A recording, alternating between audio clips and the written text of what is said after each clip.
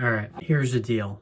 The AE86 is one of my favorite cars. It is overrated though. Let's just be honest, because all the initial D, all of the initial D watchers, right? It's like, yeah, okay, oh my God, yeah, it was in the show and, it's cool. I get it. Same thing with the Supra, Fast and the Furious, and all of a sudden the fucking price of the Supra goes up. The thing about the Supra is I was going to make a video saying that the Toyota Supra was the most overrated car. But I can justify why it would cost what it would cost. It's not known for handling, but it looks really good. It's like a very sporty sports car. It's like 90s perfection. It has its problems. It's not a handling car. For a 90s Toyota, you'd think it would like handle somewhat decently, but that's not what it was known for. It's got the 2J, whatever. It's not mediocre. It's actually a pretty decent car. The price of it, it should be a bit lower than where it's at, but I could justify that more than the AE86. You're telling me that a 1980 whatever 4, 5, 6 Toyota Corolla, not even the Japanese version of the car, so it's not even a true AE86, and not a hatchback, but still just a coupe or a regular Trueno or a 11, is selling for over $20,000. Some of them that I'm seeing is just absolutely ridiculous. Like, because I was looking to buy one for the longest time, and I'm just like, I can't justify it. Like, if I was a multimillionaire, I'd say, yeah, sure, I'll buy one. But it's like, if I were to save up a life savings amount of money to then buy something that I'd want to own for the rest of my life, I just don't love the car, I guess, enough to spend that much money on, because it just goes against like a moral premise that I have in my mind. Like, you're telling me I'm spending over $20,000 for a Toyota fucking Corolla? Really? Like, all right, let's break it down really quick.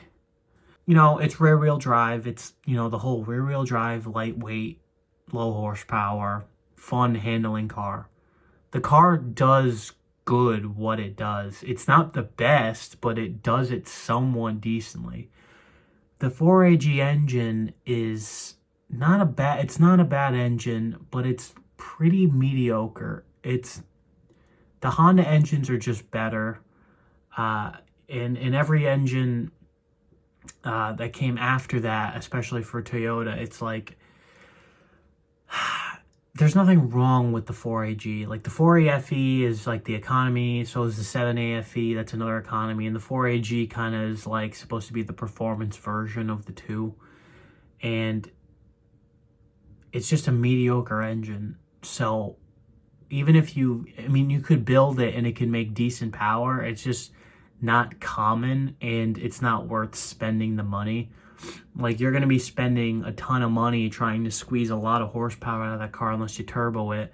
And it's like, all right, you turbo it, you supercharge it. It's like, all right, well, now you're defeating the whole purpose of the purest version of the AE86. And, everyone wants a hatchback. It could be the Panda or white hatchback, or, people usually get the red one. There's the black one. But that's not even just it. Like, people are selling automatic 4AC coupe SR5s, and they're selling them for over $10,000, $12,000 to $15,000 in some places. What the fuck? What are we talking about here? I don't care if Initial D fucking made billions of dollars. The car is just not worth it. I don't know who in the market is really hyping up these cars to make them be worth what they're actually worth, because they're not. So here's my biased opinion.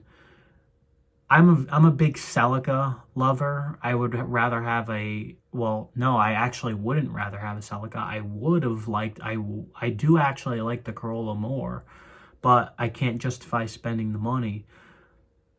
Nor do I have the money to spend on one anyway. But I could buy a Celica GT4, 3S GTE turbo, all-wheel drive, like pure, like the interior is very Supra-like. Like if you look at the interior on a Supra and a GT4, it's like they're very identical. And you can buy one for 20 grand.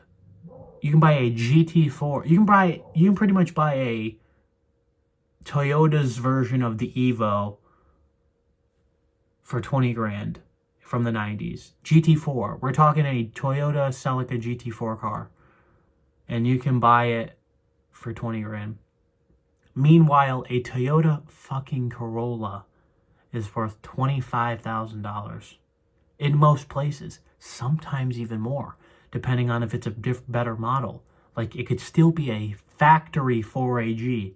Yes, it revs a little higher, but it makes like 115 horsepower to the wheels. $25,000?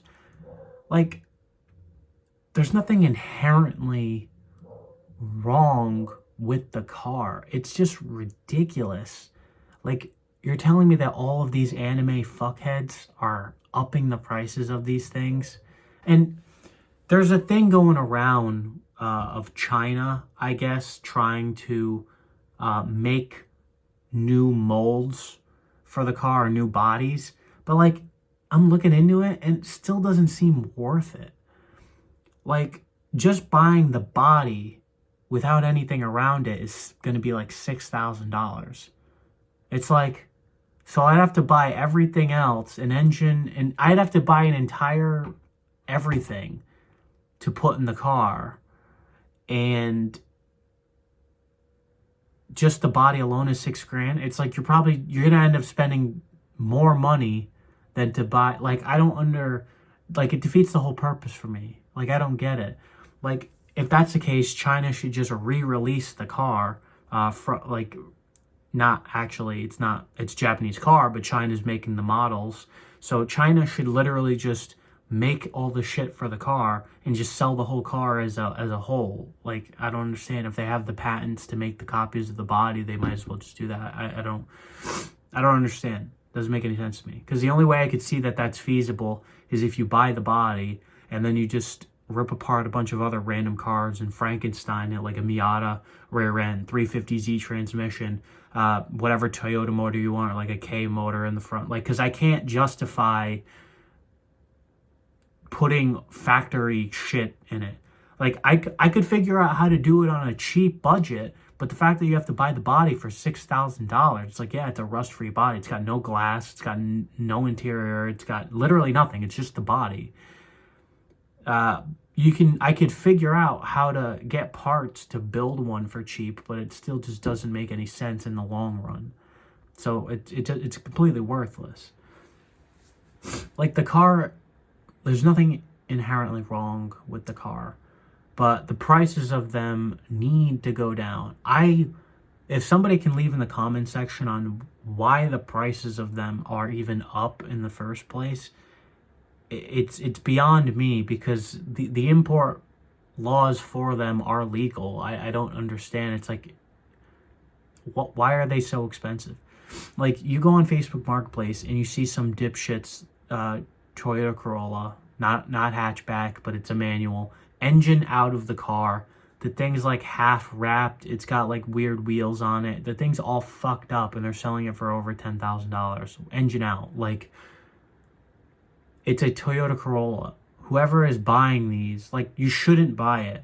But the problem is I think people are buying them on the hype, and they're not actually looking at what they're buying, which is a massive problem. And they're inflating a car that should not be inflated. Like, right now, they should be around Miata prices. Like, Miata prices went up over the past couple of years. Before you could find a running and driving one perfectly fine for like $2,500. Now it's like $5 grand, $6 grand. And if they're in really, really good condition, and I'm talking really good condition, like $10,000, but you're spending $10,000 on a platform that is not a Toyota Corolla, but very similar almost specification wise, and you're spending less than half the amount of money for one that's in wicked good condition. I could somewhat justify buying a beautiful condition Toyota Corolla AE86 for $10,000, maybe even 12. I could do that. I'd live with that price. If it was in great shape, I would live with it. And for a mediocre one, I'd pay like $5,000 for it. Fine. Not over $10,000 for a mediocre one, and like $25,000 to $30,000 for one that's in great shape. What? That's absolutely ridiculous. I don't know. People need to stop buying them, and they need to let the hype die, and the market for them needs to die, because I don't know if it's just a bunch of the rich people going, I remember Initial D, I saw that, because so the newer anime MF Ghost came out, right? But it sucked ass, and everyone's in denial about it because they're just a bunch of fucking anime wieners. And it's not like that made the price of the Scion FRS go up. Or whether if it was a GT86 or not, whatever it was in the show, BRZ 86 FRS.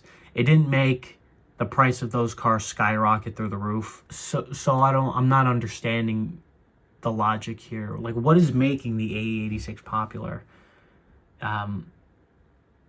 Like to cost that much. It can't just be the show. Like, what is it in the market that is making the cars popular? Because it's not like people who I see online buying them are even keeping them. They're just trading them around, because once they drive them and actually have them for a while, they realize kind of how mediocre they are. Because usually the people who are supposed to buy them are like more of like the purist type, not in it for like the horsepower. But a lot of the rich kind of YouTuber-esque types that have a ton of money are buying them, and then they kind of just let them sit in the background because they realize that it's just overrated for what, you know, the YouTube or car culture is telling them what they are. And then they go back to doing big horsepower shit because it's just that kind of it's not that, you bought the wrong car, essentially. So I think this is like fucking up the market, or it's like diluting it somehow, because they're just getting thrown around everywhere, just like, you know, fucking circle jerked, because people think that they're just this kind of special car when in reality they're just a little mediocre. Like, they're not bad cars, and they certainly do what they do. Like, you know, they do teach you how to drive really well, and it teaches you how to utilize the car. But from a bigger perspective at the price point, it is a little mediocre. Like, you can buy a way cheaper car and still learn how to drive. So obviously you're not buying one to drive performance or spirited or for a purist sense. And how many people do you actually see turboing their 4AG or doing something crazy with them? It's like, no. Usually people will just kind of 1UZ swap it, K-Series, J-Series, and do stuff like that.